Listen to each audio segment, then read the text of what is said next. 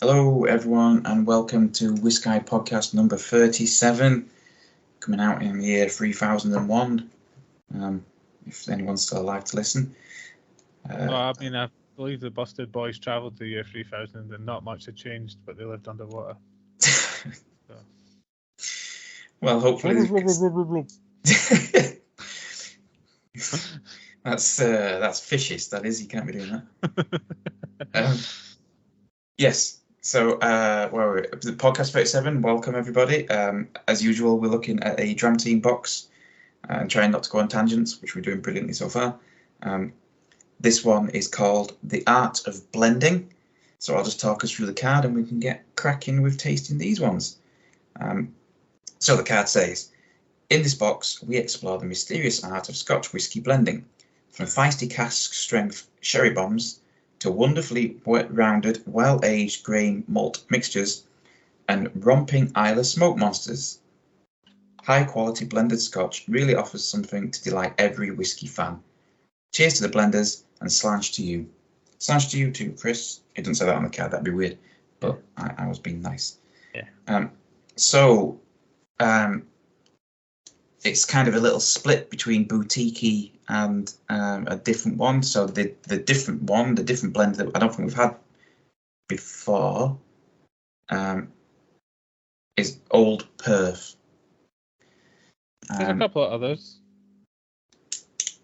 Yes, okay, but I think it's free because I think the two of them are from his old mates, Dougie L. I think they're some of their brands. One of them definitely is. Yeah. The first one we've got is from Old Perth, and it's 12-year-old sherry cask matured. So it sounds very nice to me. So the card reads, the Scottish city of Perth was historically the blending capital of the world. Old Perth blends were first produced in the early 1900s and as recently as the 1960s were held in high esteem due to their high malt content and the inclusion of one of the world's most prestigious sherried single malt whiskies. This modern-day version from Morrison's Distillers is 100% malt whiskey, but still includes that very same famous sherried malt. Sip this 12-year matured bottling and see if you can identify it. My guess would be Macallan, but no, could be wrong. Could be wrong. Have we had an Old Perth before? I will just search our records to see. No. So, it's quite dark, isn't it? Yeah, I mean, 12 years in a sherry cask, isn't it? I'll do it, I suppose. On the nose, you should get sherry sweet stewed fruits and soft spices. Definitely has that. It actually smells significantly like sherry, like a sweet fortified wine. Like it smells a lot like that one that we had at Penderyn. What was it? It's not sherry, but the other one. The wine that they use for the casks. Yeah. Madeira, yeah. Yeah, not as sickly, but yeah, I see what you're saying. It's got that kind of spiciness to it. It is very sweet on it, but it is. It does have the spices. Okay, do you want to go in for it? Yeah, sure. On the palate, it is rich and complex with spicy orange marmalade and ginger. And the finish, layers of rich, warm fruits and lingering spices. What do you get? Definitely spicy. It is. Have another quick sip. That's nice. It's spicy. I can kind of get what they mean by marmalade because it's not sweet like jam. It's tangy. But it's got that kind of citrusiness to it. Mm-hmm. It's almost like candied. You know when you get like in mixed fruit, you get like candied orange peels. Yeah. Mm-hmm. It's kind of like that. Yeah. With a spiciness on a spicy edge. Yeah, I like that. Candied orange peels with a spicy edge. It's definitely lingering and warming. It's nice. It's sort of tingly in the finish. I don't know if that's just my palate is we've been taking too long off. We always have. I like that rich warm fruits. To be honest, I think that's a fair. Yeah. I'm just gonna blatantly steal that. Quite well, a good way to describe it. It's like it's one to sit by a fireside with this one. Yeah. It's very pleasant. It's quite I'd say it's quite heavy. Yeah, but it's not very oily. Yeah, not oily, but like it feels dense. Yes, it's like a malt lac. It's chewy. But the more I'm drinking it, the more the orange is coming through. Like is a malt lac that's in it then? Could be. So similarly coloured.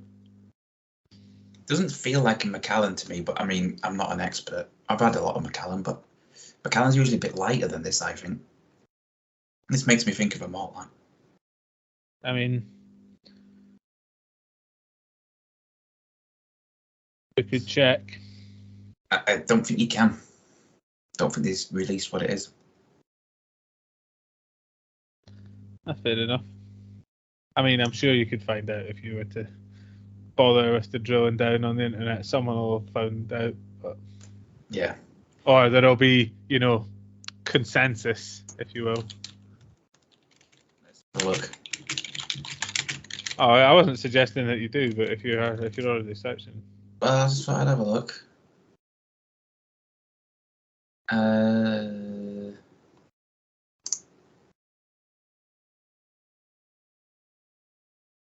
Yeah, oh, maybe. They don't really say, from what I can see, just that the finest sherry matured ones are blended together. I suppose it doesn't if it's because it's a blend. Like there could be multiple. Yeah, I just feel like when I'm saying it's prestigious, my mind and sherry, my mind always jumps to Macallan. Yeah. Because Macallan is all sherried. Yeah. And it's. But then I would say, like in the region, there's also Aberlour and. You've got Glenfarclas is known for its sherried whiskey. Mortlach. So it's not like it's. I know Macallan have the history on their side, but. It's just when you say very prestigious, it's like one of those, like if you say it's got Macallan in it, it's definitely something that's a boost to your sales, isn't it? Yeah, even though I don't think Macallan is as good as it pretends to be. They would say it, but they might not be allowed to say it. I was going to say they would, if it had Macallan, they would say it, but Macallan might have said, you're not allowed to use our name. Yeah. Yeah. Did you want to give that one a score then? I got one last sip, so you can. Oh, sorry, I didn't mean to rush you. So I think I would give that, as you're having your last sip, I think I would go strong. But I don't know how strong, whether it's a 3.5 or whether it's a 4. I was going to say 4, so. Yeah. Yeah, I'm happy to give it a 4 then. Because it is very, very pleasant indeed, that one. After saying it's not oily, trying to clean my glass. Yeah, it didn't have any legs to begin with, but then I was looking at it afterwards and it was like, there's quite a lot of legs there, so. Yeah. Shows what I know. I'm just pouring water all over myself now. Yeah, I'm using not yet wet myself. I've even got a jug. I've got a blooming. Yeah, you've got a proper actual jug. Yeah, Glencairn jug. And it's like, I'll just pour it out my glass. It'll be alright. Need a better setup so I can have like 6 glasses and the jug. And... Yeah, we should really have by now, but we, we're employed full time elsewhere, aren't we? We're confessionals. So. Yeah, I like that. Yeah, confessionals. Yeah, just not like. It's the opposite of professionals. Yeah, just not the ones in church. Yeah. Well, you can go to church and confess about us if you want, but I feel like this isn't a crime or than listening to podcasts. But no, hopefully, if we have admitted to any crimes, it'd be innocent by mental defect. It's obviously for educational purposes only, like that Key and Peele's. Not for entertainment purposes only, like that Key and Peele sketch where the guy sings about how he murdered the guy on the rap. Every time he just plays it a little bit more, he gives away more. But then he can like predict the future, can't he? Yeah, he's like, "Oh, you're arresting me and taking me down the hall." It's like. But yeah, do you want to move on to the next one before we end up trying to do Key and Peele sketches for 20 minutes? Yes, but I think I'm missing the second card. I have it, so... Which is fine, because I've got a duplicate box, so I'll steal the card from there, but... Thanks, Chris, for your mistake, which has led to us getting 6 whiskies. Fair play indeed. But yes. Not a cheap mistake on your part. No, not a mistake on his part, I don't think. I think it was the shipping company. Probably. Maybe they paid for it. Maybe. So, Bank the shipping company then. We're still with Old Perth. Yes. We're still with sherry casks. But this time, instead of an age statement, we've got a NAS, but it's at cask strength of 58.6%. That's cask strength. It's literally called the Old Perth Cask Strength Sherry Cask Matured. It says here, in our second Old Perth bottling, we really upped the ante by sampling the sherry matured malt blend at a whopping cask strength, just shy of 59%. While the spirit here isn't so mature as in the 12-year-old, the high ABV and exclusively sherry cask maturation make this a wonderfully rich and sumptuous dram, an epic sherry bomb. Top tip, add a splash of water to soften out the intensity. I feel like it might be worthwhile on the second half of this dram to be flying and seeing what it's actually like, roughly closer to a 40%. We'll see. I do really like a sherry bomb, but yes, maybe. So this is a sherry bomb and a half by the sounds of it. So. Well, I think there was a residue of water in my Glencairn, and I literally just saw the fumes raise the line of water. So, like, it was like hydrophobic, you know? It's that oily. Yeah. So, that smells lovely. Well, on the nose, it should be bags of dried fruit and berry jam. So, yeah. Actually, there's dried fruit, but there is like.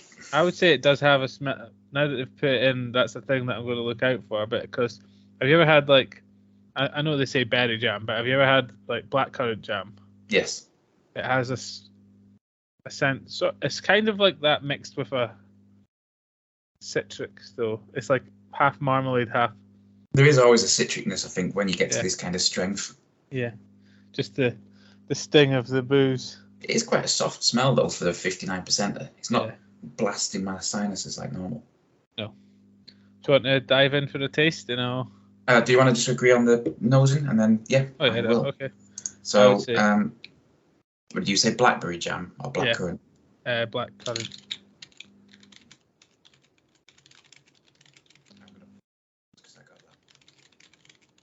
Yes. Okay. Ivan, what should I be tasting? You should be tasting. Well, it should taste, I suppose, the way that this is written, bold with earthy ginger, cinnamon stick, and stewed fruits, with a finish that is long with more dry spice and treacle. It is dry. I like the ginger. I like the cinnamon stick. It is bold. I mean, it's 59%, but it's not blowing your head off. This is very well controlled for its alcohol percentage. That's not taking my head off. It's not super harsh. It's pretty easy drinking, actually. It's nigh on 60%. It nips the tongue a little bit, and there is the slight flare up, you know, the fume flare up the nostrils. Yes, there is. It's got a bit of a Vicks going to it, hasn't it? Yeah, but it's not. Oh, it's nice though. Problematic, you know. I mean, yeah, it's all the Christmassy stuff again, isn't it? It's kind of Chris Tingle orange, I would say. Back to that. Orchard fruits and Chris Tingle orange. Yeah, it's ginger, it's cinnamon, it's just warming sherry bomb. It's very warming, that. overly harsh. I don't know that I've really tried treacle. Is it kind of just like burnt toffee flavour? Treacle? Mm-hmm. No, it's quite sweet. Is it closer to like what's that? Have you never had golden syrup? Yeah. It's basically like that. Okay. It's less sweet, but it's close. I think there was a Thomas the Tank Engine episode that put me off of treacle before I'd even tried it, because I'm sure Gordon or something gets treacle spilled and he gets stuck on the track or something, and it's. Gordon was always the best character in that. Biggest one, wasn't he? I think so, yeah. He was like a Grizzly or whatever. My brother would know. Yeah, your brother knows. He likes trains. He does. That was Asdiff reference for anyone who doesn't know. But, Wait, this isn't the camera.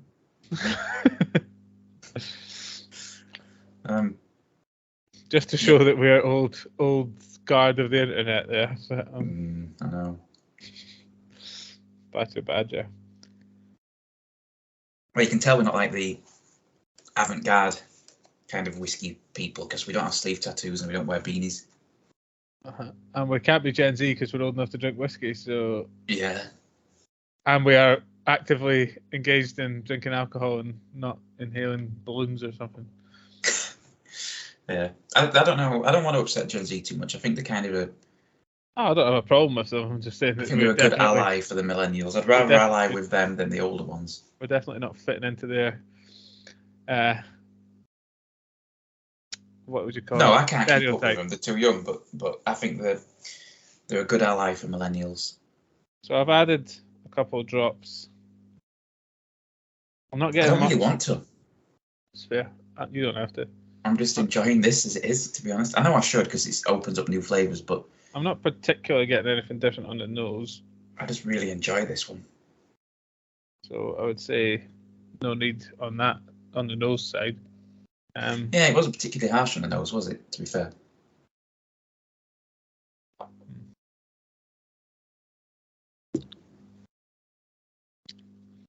Slightly more of a toffee edge when I drink it with the water in.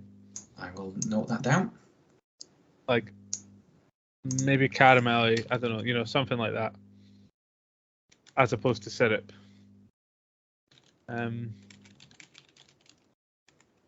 Maybe tablet. Me, dry, but... It does that thing where right between my shoulder blades, I can just feel it. Hot, like a little. Yeah. The opposite of an ASMR shiver. Yeah, but equally as good. Yeah. It's like warm though, right? Basically, is what I mean. Rather than yeah, it's like you can feel your muscles just like letting go a little bit. It's nice. It's the 60% alcohol that's doing it. It's not anything particular about the whiskey, but no. All strong booze will give you that. But to be able to deliver it. Yeah, some of it just makes you retch whilst you're. Yeah, exactly. To be able to deliver it in such a way that you enjoy the taste, and you're not like eyes watering, coughing, and that. That's the trick.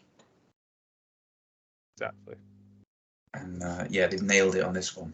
60. This is one of those that if you add, you'd know it was more than 40% because it's definitely got that edge to it. But you'd never. I'd say low 50s.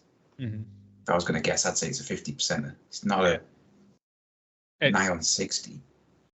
Ridiculously smooth with like one drop of water. Whoa. I know you're not going to. I finished it. Sorry. Yeah, I'm just saying it. It's just my kind for of those whiskey, listening. It is very smooth with a tiny amount of water. Oh, that was nice. That was very nice. Did you want to score that one? I feel like I've overscored the first one now because that one was better in my opinion. But I would say 4 as well. I think it's 4 as well, but it's as good but different. Yeah. So I would, if someone asked me which one would you prefer, I'd go with that one. Yeah. But the previous one, I could have multiple.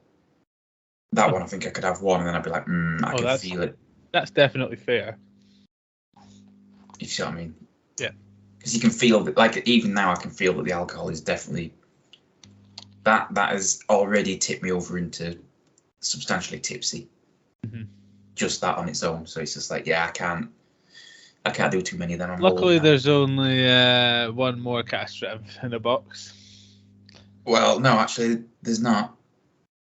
Look at the fifth one. There's a strong one, but yeah. Yeah. Yes. Yeah. I mean, I'm certainly not gonna stop. I will persevere because I suffer for our listeners. Yeah. Yes. It's just what I do, but yeah, it's certainly that moment where you're like, oh, that is quite alcoholic. Yes. Anything else to say on the Old Perth pairing? No, just that I am quite intrigued to see what Old Perth keeps coming out with, because they were both really nice. I agree. So hopefully they keep releasing new ones, and Chris keeps sending them to us, because I will happily drink some more of those. Do you want to move on to number 3? Yep. I shall introduce us, and this one's a bit of a standout one, as it should become readily apparent when I read out its name. So it's that boutique whiskey co one, which we've had plenty of, and they're generally pretty good, or generally very good, to be fair. It's got its typically poetic and a bit esoteric naming convention that the boutique likes to go for. So it's blended whiskey number 2, and this is probably the bit that stands out. Aged 22 years. Yeah. Batch free. So this is the only blend in this set that isn't 100% malt whiskey blend. This 22-year-old release features a portion of well-aged grain whiskey as well. I know, bro. Apologies, no, I mean, well-aged grain whiskey is something to get excited about. Yeah. This is good news, since long-matured grain whiskey is very delicious in its own right and can really round out a well-made blend. Indeed, the end result of this malt and grain mixture is a fantastically balanced and creamy dram with lovely fruit notes to boot. Yum. Yum. Right, I will pour this one out, but you should be getting on the nose honey, oak, vanilla pod, and chocolatey cereal. If you were going to go for a chocolatey cereal, what would you go for? A chocolatey cereal? Yeah. Cocoa Pops chocolate curls. Well, that's quite fancy. I was just going to go Nesquik. I'm also keen on Wheatos and chocolate shreddies. I don't think I've ever had many chocolate cereals other than Nesquik is the one that looks like rabbit. I was that student. Nesquik's the rabbit. It's the milk. It makes Nesquik's the one that advertised itself based off of you can get Nesquik milkshake at the end of your cereal. Yeah, but it's the one that looks like it's got a rabbit. Just looks like rabbit poos. Yeah, but it's also got a rabbit mascot. Yeah. Yeah. No, I think that's the because growing up, I never had breakfast at all. No, I didn't eat breakfast until like my mid-20s. That's not very healthy. No, well, just didn't like it. Couldn't get hungry in the mornings, and then kind of started trying to do like even when we were working together early on, wasn't having breakfast most days. And then trying to get into it, obviously found Jordan's Country Crisp because that was one of my dad's favourites, and that stuff is great, but you get like 3 bowls out of it, and it's like £500. Yeah. But it's still probably the best cereal.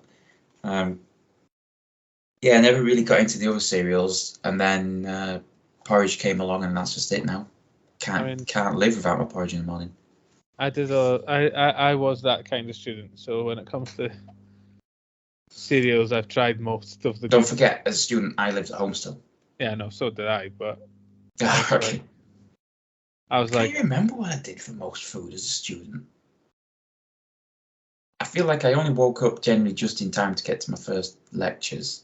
Yeah, I didn't really. If I had early lectures, I would get a bacon roll at uni. Yeah, I'm pretty sure that's what I used to do. And then, but I'm saying like it wasn't as a cereal was not breakfast food for me. No, I get what you're saying. It was it's like midnight, 1 in the morning, and I'm not went to bed yet, and I'm Yeah, ill-equipped to actually make any real food, so I'll pour these things into a bowl and add milk. At that point in my life, I was staying up till like 4 a.m. or whatever because I was exactly. heavily into my Warcraft at that point. I would have been staying up at like doing God knows what, playing games mostly, probably trying to strum a Guitar Hero guitar without making it click. And I'm pretty sure most nights it was just whatever my mum had baked because she was full in the baking flow. Yeah. So just like, I'm going to have a piece of cake. And anyway, sorry, I'm distracting us. Yes, this is the only one that's not a malt blend. It's got a bit of grain whiskey in it, which is great because I love grain whiskey. The nose is honey, oak, vanilla pod, and chocolatey cereal. Yeah. There's some vanilla there. Don't know about. Not getting much chocolate. Maybe it is. When I first gave it a sniff, it smelled. I was like, "This is odd," but that's obviously because we're not used to getting old 22-year-old or 23-year-old or whatever it is grain. With it being aged 22 years, that means the grain in it must be 22 years old at least. If they put the number on, then it must be aged that old. The youngest thing, isn't it? Mm-hmm. You can definitely tell it's got the grain in it because it's got that vanilla-y, sweeter smell. Yeah. Right, go on then. I'll let you dive in. Okay. So on the palate, cherry, spiced rum, thick caramel, and a hint of earthy pear. Ooh, you like pears. Finish, menthol, freshly baked bread with chocolate spread, orange oil. Oh, it's kind of menthol in the finish. I'm going to fill the dead air. I don't know if I got cherry on my palate, but there is like a, it's probably more, how cherry and almond share that chemical in their flavor, which is why like in cherry cocktails they use amaretto a lot, even though it's an almond liqueur. Yeah. Stuff like that. It has got something that reminds me of that, but it's not quite cherry, if that makes sense. You know what it reminded me of, which is probably pretty weird? What? Rocket. We were just talking before the podcast. Yeah, I know. I don't know if that's why, but I just really got. Or is it because you just have rocket with everything because your garden's almost overrun by it? Yeah, I think the pepperiness just really reminded me of it. Mm. When you actually give it, when you say rocket and then I smell it, that I don't smell rocket. Mm. It does have that pepperiness to it, doesn't it? Yeah. Peppery, rocket-like on the nose.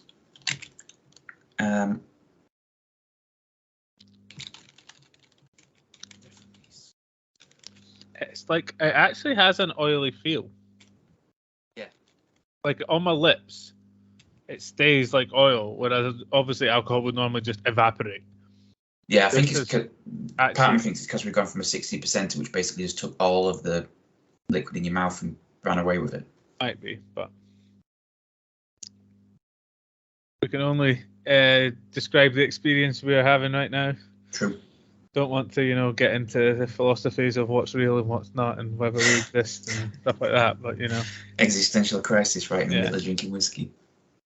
I drink whiskey to escape from existence, not to consider it. Yeah. But I would say I can get the caramel in this and the cherries. Maybe a bit of spiced rum. I kind of get where they're coming from with that. I don't get a lot on the palate. I mostly get things coming through in the finish on this. The palate is pretty clean, isn't it? Yeah. Like you have to search for flavors. I would say it's caramel is the one I'm getting, and I think the oiliness is that thick caramel. Like when you like if you've had a bag of toffees, remember when Thornton's used to have shops before they just sold like. Yeah, they had one in my hometown. Yeah. And you could buy like a bag of Thornton's toffee. I was all about the Viennese truffles, to be honest. Yeah, but the bag of toffee. I do. And it was all stuck together. Yeah. And so when you were trying to pull it apart, it would start to like almost sweat, and it would be oily. That's the thick caramel sort of that I'm feeling with it. See, as you describe it, that makes me think of it, and that makes me agree. Yeah. but I think it's almost like a chocolate caramel. Yeah, it could be, or like it's sort of like the inside of the Cadbury's chocolate clear, not the. You know those. I don't know if they're quarter streets or whatever. The caramel ones that were like straws, like. Yeah. Like them. It's making me think of that. Yeah, I can see that. Yeah. They were toffee rather than caramel, but yeah. Yeah. Okay. Did you want to score that one? Sorry, I had a mouthful. Sorry. I would say I'm on the 4 train. You're going for the 4? Yeah. I think I'll go for a 3.5 on that one. It was very nice, but it wasn't quite as nice as the previous ones. I enjoyed it equally, I would say, but I know that I am big on the sherry biased, so. I am. Whereas I think I'm more just generally whiskey biased. No wrong with that. So it seems we're at the halfway point. Yeah. Do you want me to take you on a quick journey? We can go on a Josh's journey. A quick Josh's journey, yes. Yeah. He says desperately trying to scribble down the time so he can edit it in later. Yeah. So. What, you mean the magic editing fairies don't do it? Yeah, sorry, so I can tell our editor to edit it later. Yes, so on this Josh's journey, which we haven't had in a while, but I thought we'd bring it back by popular demand, and by popular I mean I felt like doing it. We're going to look at Old Perth, because why not? So unfortunately, I think a lot of it has already been covered on the cards, but I will go through what I read. So as said on the card, Perth was historically the blending capital of the world, but whiskey companies moved away because Perth's quite remote. And so it became a bit of a Campbelltown story, a bit of a forgotten whiskey town. Old Perth as a blend was originally created by a man called Peter Thompson, who began, like a lot of whiskey people back then, in the late 1800s, early 1900s, in grocery business, grocery wine and spirits. So he was in that business in 1908 in Perth. He quickly established his own blends, the most famous being Old Perth. It was always held in high regard as it includes one of the world's most prestigious sherried single malt whiskies, which we've heard, we don't know which one it is, which gives it great provenance. So it kind of disappeared in the kind of latter end of the 1900s, 1960s, 1970s. But recently, one of Scotland's oldest whiskey families, the Morrisons, formerly of Morrison Bowmore Distillers, purchased the blend and brought it back for everyone to enjoy. The Morrisons are one of the few whiskey families in Scotland that is still a whiskey family. It's not owned by a Diageo or a Pernod Ricard or one of those. It's still just the Morrisons. They own a few brands. So they own Carnmore. It's Gaelic, so forgive the pronunciation. And they release rare and unique independent bottlings only in very small batches, no continuous production. So that sounds like one to keep an eye on. Not one we've had yet, but one to keep an eye out for. They own the Mactala brand, which is similar but only uses Islay whiskies. They own the Brewadar brand, which blends single malt Scotch with Scottish honey and sloe berries to make, I guess, a liqueur, I suppose. And of course, the Old Perth brand. And also in 2017, they opened a distillery in Aberaghy in Perthshire, which is their family farm, aptly named the Aberaghy Distillery. And as with a few other distilleries out there, most notably, obviously, the Yorkshire Distillery, they only use barley grown from their own farm. So from that, you can kind of see that the Old Perth recipe is in pretty good hands. This is obviously a family who knows a whiskey, respects a whiskey. Speaking of Old Perth, there's currently 4 types available. You've got the original, which is kind of the entry level, no age statement whiskey. They're all sherried, by the way, all 4.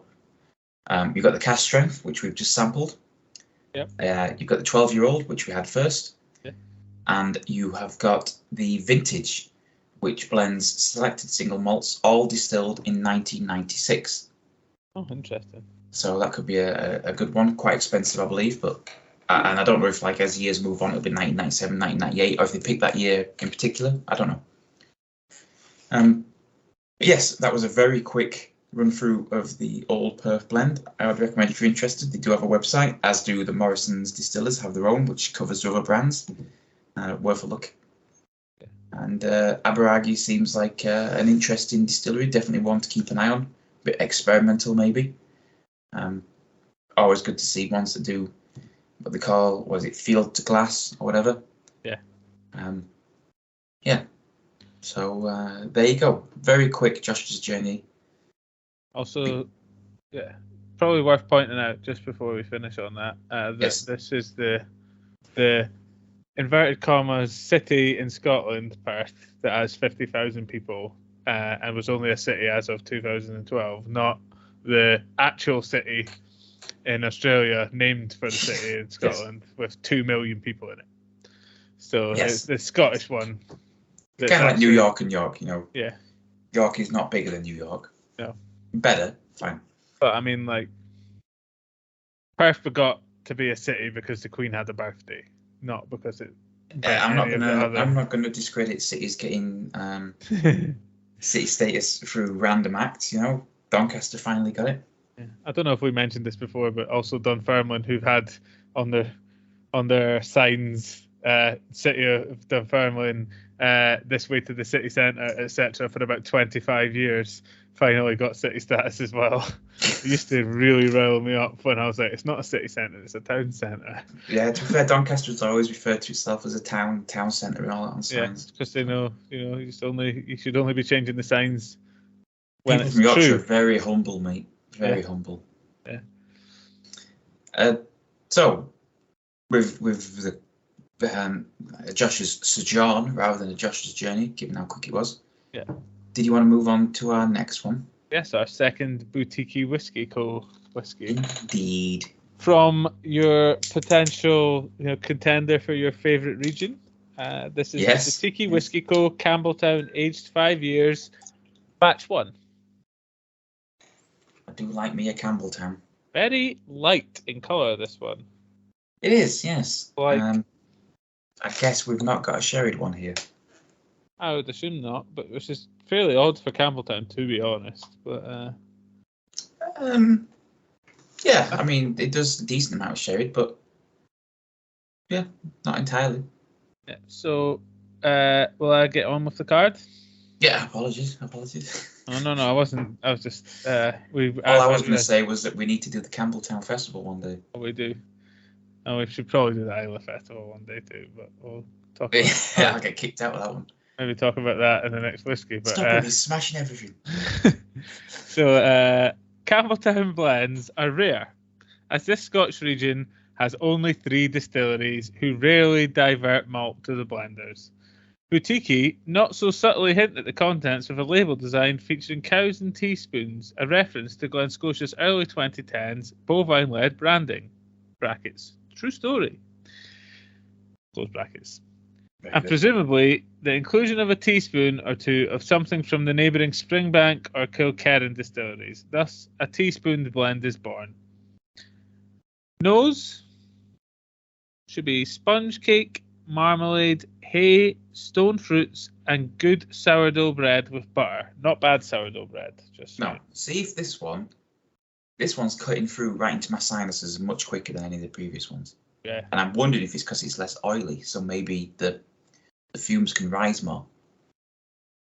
I'm not a chemist. Well, I would say it's quite thin, so it's possible. Well, we have to talk to one of his friends and see what she says. Doesn't it? Well, it might actually explode. It's quite strong.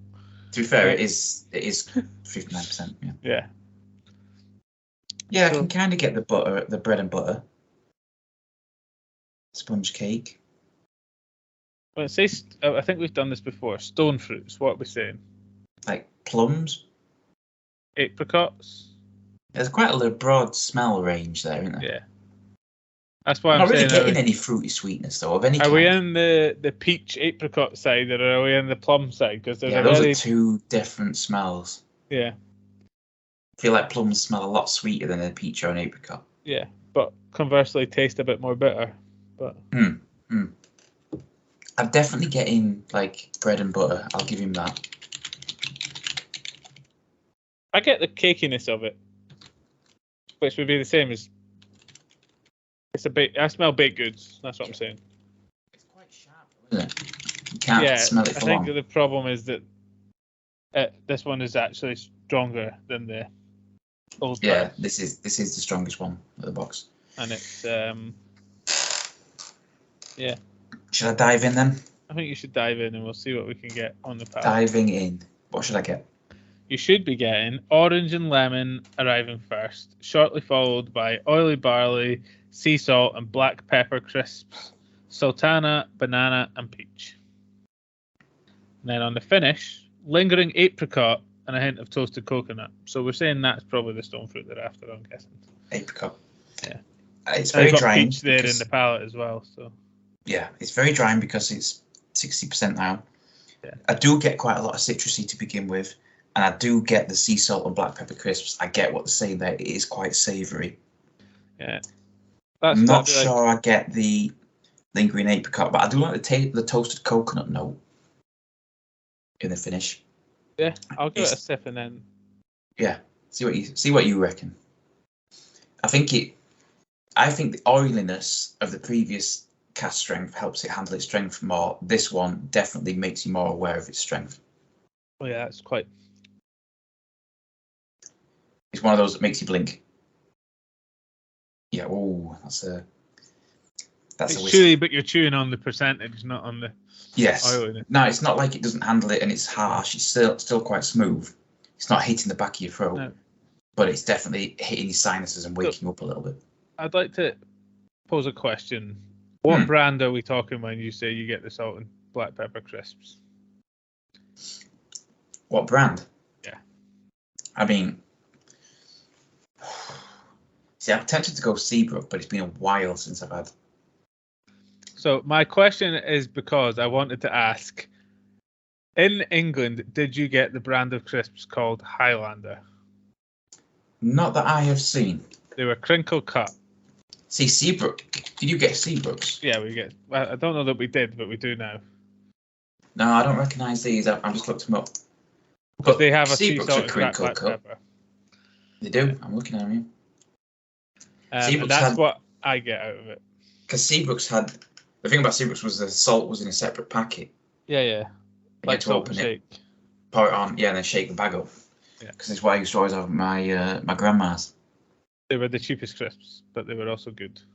They were pretty good. My dad used to add vinegar. Yeah, fair. No, they were pretty good. It's like one of those, like you've got memories. Yeah. That are just forever embedded in your brain. Seabrook crisps at my grandma's will be forever embedded in my brain. I don't think she even liked them. I think she was bought them for us. It's like a game followed by crisps. Yeah. I think she bought a lot of things that she thought we liked and we thought she liked, and you just ended up in that dance. Yeah. But you're like, oh, I love this grandma. Yeah, Thanks for that. That's like and then she keeps buying them. Like my partner, her and her sister used to always buy their mum Ferrero Rochers because they thought she liked them because she always ate them, but she was always eating them because she didn't want her kids to feel bad about buying something she didn't like. Yeah. So when they reached, both were in their teens, she was like, can you stop buying me Ferrero Rochers every birthday and Christmas because I hate them. Yeah, it's strange how things get to that level, isn't it? But no, I haven't had Highlander crisps, but they make me think of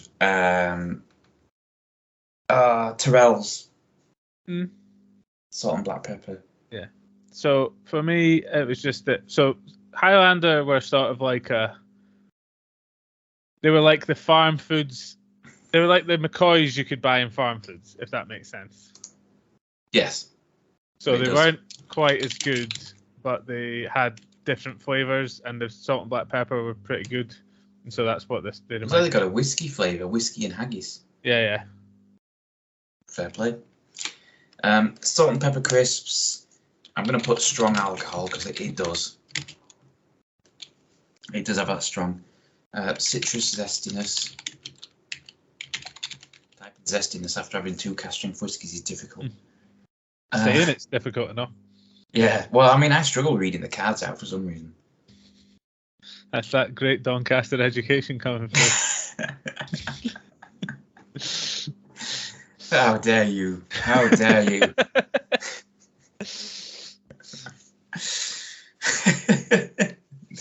yeah, I can't argue with that. No, I'd say, yeah. I just the one thing I do actually get banana-y peachiness or something like in the back end as well. I'd like to add. I just after a crispy to it.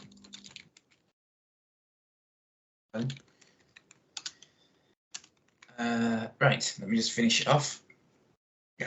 This is it's not a tough one to drink, but it is because it's so alcoholic. It's a tougher drink. Mm. And I'm going to reflect that in my score, if you're ready. Also, I am, yes. I'm going to give this one a 3. I think I'll give it a 3. I think that'd be better if it wasn't so strong. Yeah, I think if they'd actually just, triple distilled or whatever. Or diluted it or whatever, yeah. No, not triple distillation is a vodka thing. I mean, it's also an Irish whiskey and an Auchentoshan thing. Is it? What I meant was the filtration that they do. Chill filter. Yeah. I don't think that does percentage. I think that just does cloudiness. I think what the does process percentages ends up diluted. Maybe, yeah. I think the chill filtering is. I think when you dilute it, it goes cloudy, and then the chill filtering clears it. Yeah, maybe you might be right. Oh, but yes, it's nice. But I think it'd be nice if it was 10% less. Yeah. I probably should have put some water in to test that for you, but I didn't. Same, but we're 4 whiskies in, so my body was just like, we'll just keep 4 whiskies in, so I didn't even think about it. Yeah. That's like exactly I can still feel that now. I'm trying to cleanse my palate quickly. Yeah, I have a sip of water on that. Well, a gulp of water. Although I don't think the next one's going to have any trouble asserting itself. Should I move on to the next one? Well, yeah, I was going to say you can crack on because there's multiple reasons why this might impose. It's designed for me, this one. So just from the name alone, you can see it's going to be my favourite here. It's called Big Pete. And it's not P-E-T-E, like a guy called Peter who's like quite tall or quite large and might be a really nice, jolly guy.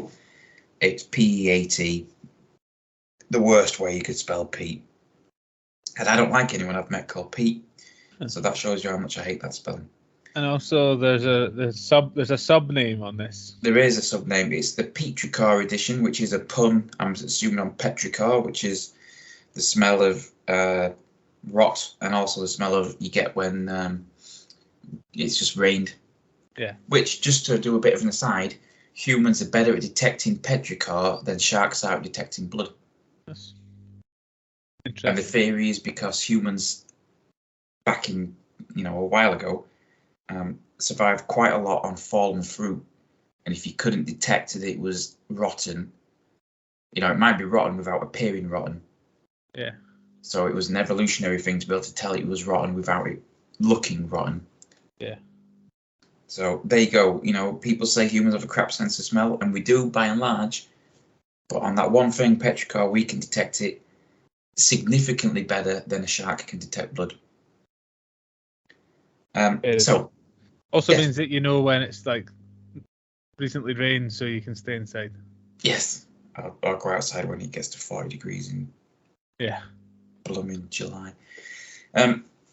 Which dates this episode? Yeah. They'll be like, remember when it only used to get to 40 degrees? Yeah.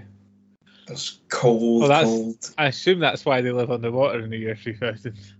Probably. Right, I should probably get started reading this card. It's a bit of an essay, so. Well, here we go. Originally planned for the sadly ill-fated Faye's Island. Faye, I would say. Faye Ely. Is that an I, actually? Yeah, Faye Ely. Yeah, Fae Ely, which I'm guessing means like Isle of Fair or Isle of Fate. I think so. The Isle of Festival, it says in brackets. 2021, the Isle of Festival. Yep, fair enough. This rainfall-inspired, hence petrichor, cask strength edition was released just in time for the British summer, with a marriage of top Isle distilleries including Cowl Isle, Balmore, Ardbeg, and Port Ellen. This is Isle in a bottle. Great. I didn't say great on the card. That was mine.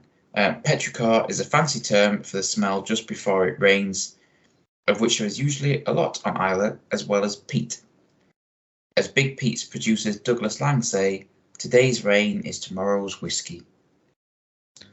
It'll be Fae Isla then, won't it? If it's the Isla Festival. That's what I thought, because I figured ILE in Gaelic was Isla, but it might not be pronounced the same. It probably will be. Because realistically, if we were to give a different pronunciation for the spelling ISLAY, you would say Islay or Islay. Ely or whatever, yeah. You pronounce it the same way. Fair enough. I quite fancy a bag of crisps now, by the way. You've ruined me. I don't have any, so screw you. So, on the nose. Uber Eats delivery from this garage. Bag of crisps. Yeah, £6 delivery or whatever. No. On the nose, anticipate notes, or I am anticipating, of damp soil, salty sea air, and fresh leather on the nose. Fresh leather? Is that not called skin? It puts the whiskey on its skin, or it gets the hose.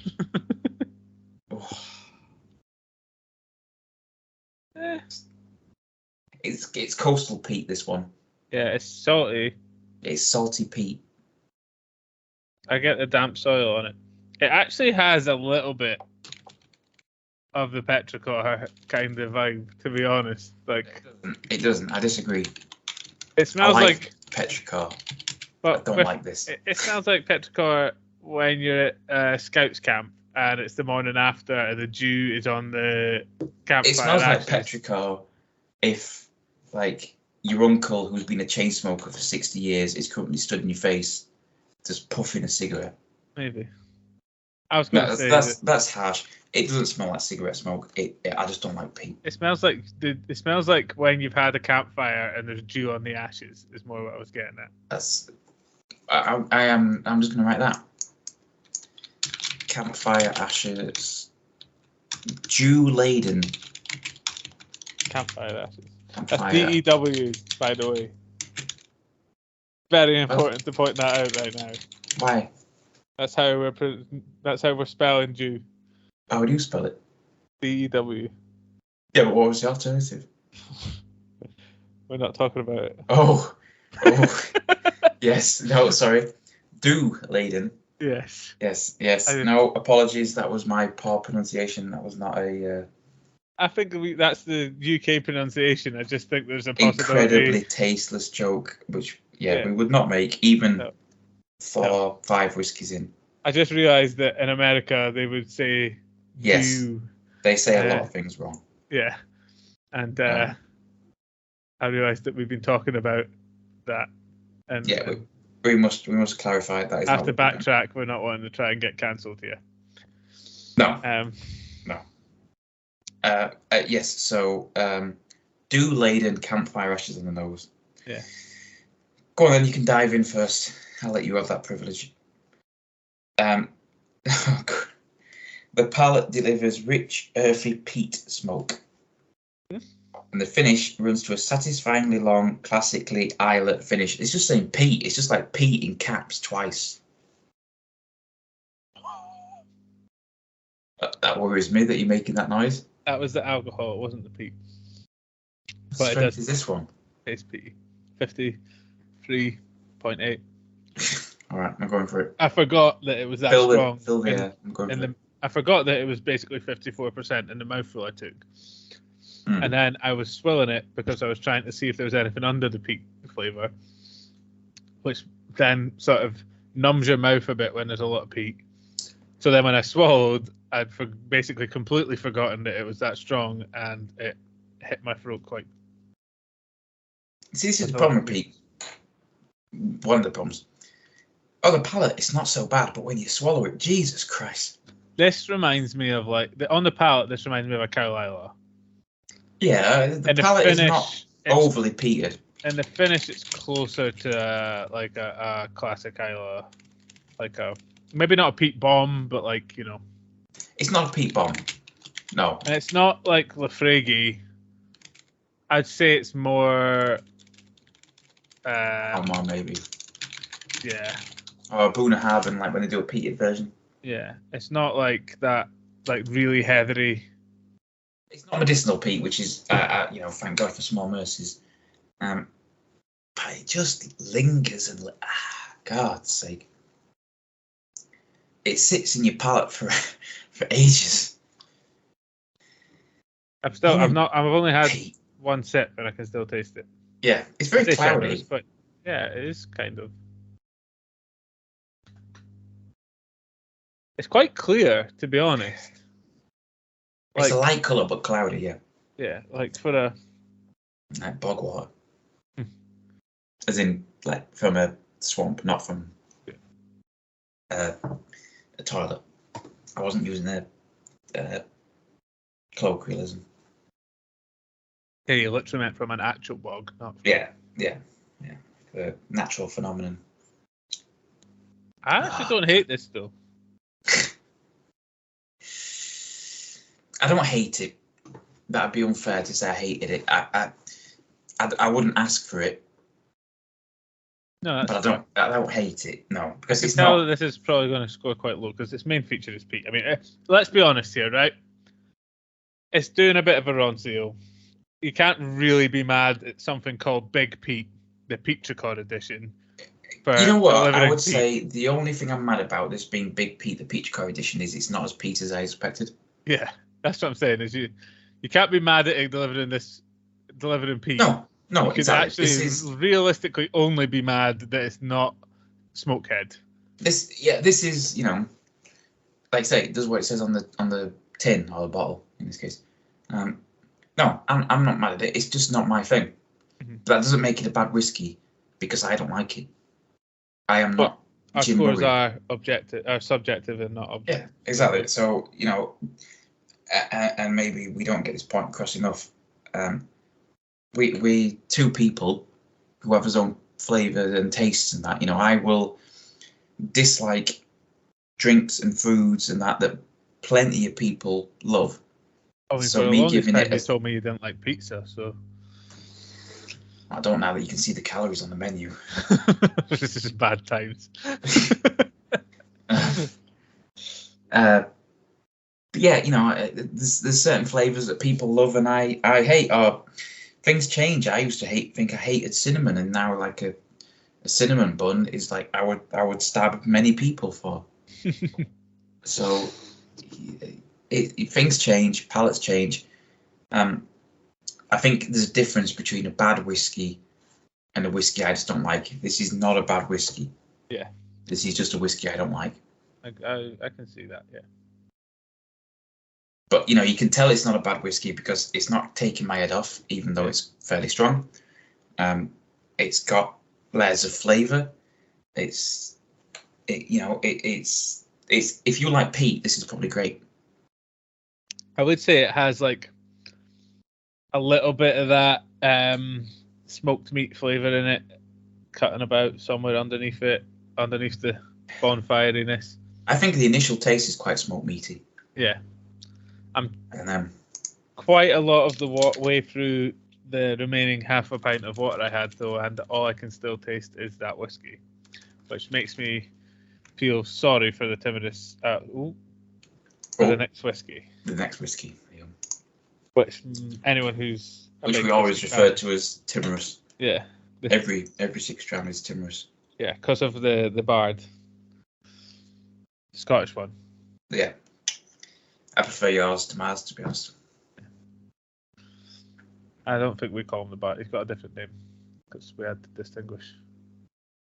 Beard. the beard with an eye. Because that's completely Laird is a completely different title to Lord. Yeah, but which came first? Probably yours. Maybe, yeah. English is good at stealing things, don't forget. True.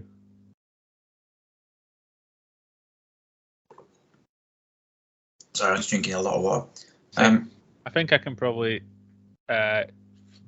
taste another whiskey through my palate right now. Did you want to scour that one then? I'm going to be fair, and I'm going to give it 3.5.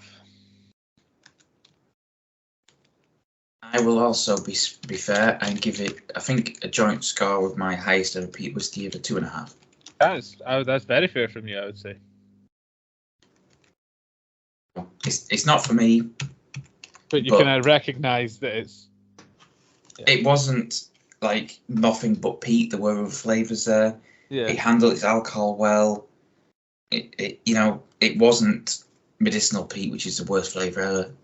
Yeah. I get you. It had redeeming features. Yes. If I enjoyed peat, I'd probably have enjoyed that a lot. Yeah. That's why I put it. I mean, I'm still, I'm not the biggest peat fan, but I can. Yeah. I would say peat deducts points for both of us, but it deducts less points for me. Yes. Yeah, you're not a peat head. You're not like, this isn't a peat, we're not interested, but you can handle it better than I can. Yeah. Do you want to introduce us to the last one? Who knows what the first half of this name will be? Also realised that talking about Ravi Barnes absolutely leads us into the rest of the name. But but how many people who listen to our podcast know? Well, you can stop right there. Yeah, it's quite a low number to begin with. But how many of that? Like, how many of my my mum's 31 accounts that she listens to us with?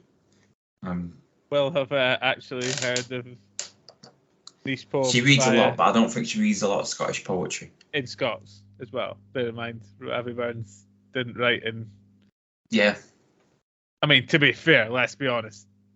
Shakespeare didn't write in modern English, but Ravi Barnes didn't write in modern. Ravi Barnes barely wrote in modern Scots, so. Well, anyway. For those who are not initiated, it's Timorous Beastie, aged 20 years. So just before you read the card, so that means we had 2 Old Perfs, 2 Boutiques, and 2 Douglas Langs. Ah, okay. It does say here on the card, another very special edition from Douglas Lang. Ah, there you go. This is a 20-year aged release of their incredibly popular Highland malt, Timorous Beastie, named for the wee mouse in a Robert Burns poem. With less than 300 bottles produced, this is a rare drop indeed, and a wonderful showcase of excellently blended and matured Highland whiskey. And, at that point, we just have to do a bit of a shill or a plug for the Dram Team. Yeah, I mean, again... 300 bottles produced, and here's us, idiots, getting to taste some of it. Yeah. Between us now, we've got 50 mils of it. I assume with the... 25. No. It's 12.5. Yeah, we've got 4 bottles of it. Oh yes, because we've got a duplicate. Yeah, so I'm saying between us, two subscribers to the Dram Team, but I'm sure there's at least 50 subscribers, but probably that's from what I've seen of people who sort of engage with the socials. There must be more. So there's got to be loads more. I'm imagining that a fair few bottles. Yes. Have found their way into the Dram Team's hands out of that 200. So if you're a listener who isn't related to us and therefore probably doesn't like whiskey, or you're just someone who loves whiskey but hasn't got into anything, we honestly can't recommend the Dram Team enough. Yeah, I mean, you get stuff you probably aren't going to get elsewhere. Well, not without a significant investment. Without being flush enough to take a risk. Yeah. You don't get to go to like if you like a beer, you can go to a pub and get that beer and you spend like 6-8 quid tops. Yeah. Whereas the rarity of some of these bottles you probably won't even find in a whiskey bar. No, and if you do, they will charge you for it. Like that place we were at Ben Nevis, where they had that one whiskey that was. Yeah, when he was like, how much was it? Like 25 quid or whatever. I'm like, yeah, we'll share it. Yeah. Well, yeah, and he was like, yeah, no, I get that. And that wasn't even their most expensive. That was just their favourite one. Yeah, it's like, no. And it was rare. So I'm old enough to understand that you just share things like that. Yeah. And the guy, Okay. to be fair to the Ben Nevis in Glasgow, they weren't also like, oh, you want to share it? They were like, no, that's absolutely a fair response to a £25 dram. Yeah, can we get 2 glasses? And they're like, yeah, absolutely. And it's a hell of a whiskey bar. Yeah. When they have to have ladders to access the bottles, that's when you know. The only downside to that place was we've tried a lot of them. Yeah, well, we've tried a lot of whiskey though, so. We have tried a lot of whiskies. Yes, no. The Ben Nevis, if you're in Glasgow and you like whiskey, absolutely recommend it. Just be careful of then going to the Hilton or whatever and having old fashions. Yeah. And then going back to try and drink elsewhere, which didn't work very well for you at all. I think trying to eat elsewhere just didn't work for me very well at that point. Yes. Okay. Well, we take a dip into this. So on the nose. Yeah. Just before you. We should be getting toasted marshmallow sweetness, mingling with malted barley and white chocolate. Yeah. Toasted marshmallows. Sweet. It has that. Sweet, but there's a bit of a darker undercurrent to it, maybe. Yeah. That might be maybe the maltiness. Yeah. Or the char you would get in a toasted marshmallow. I think that's what they're going for, yeah. I'm putting malty sweetness on the nose. Yeah. You ready to take a sip? I am. Okay, so on the palate, this delivers big impact, complex spices, and sweet oaky depth. Then in the finish, it boasts immense vanilla, spicy cinnamon, and sawn wood. It's unique. I don't think I've had anything that tastes like that. It's giving me, and this is going to sound stupid, but like Ribena vibes. There's quite a lot of sweetness there, but like a fruity sweetness, but like a squash sweetness almost. Mm. There's a spice to it, but it's mild. Yeah, or like do you know like the fruit and barley squash? Yes. I would give it something like that. Maybe like apple and blackcurrant, or. Yeah, I'll give you that. Because it has a barleyness to it, I would say. There are spices in there as well, but.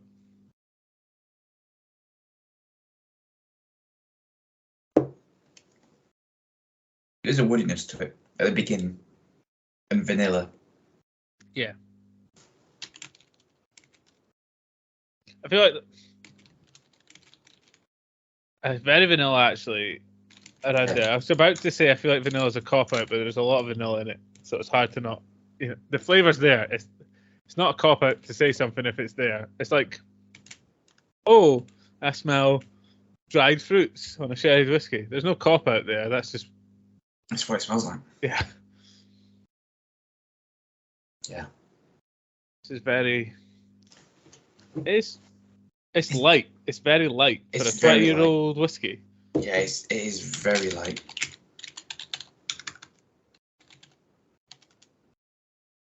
I don't know if that's just because we come from like 3 or 2.5 cask strengths if you count 54%. But... Also a big peaty one, but there's a fruitiness in there. There is. Still.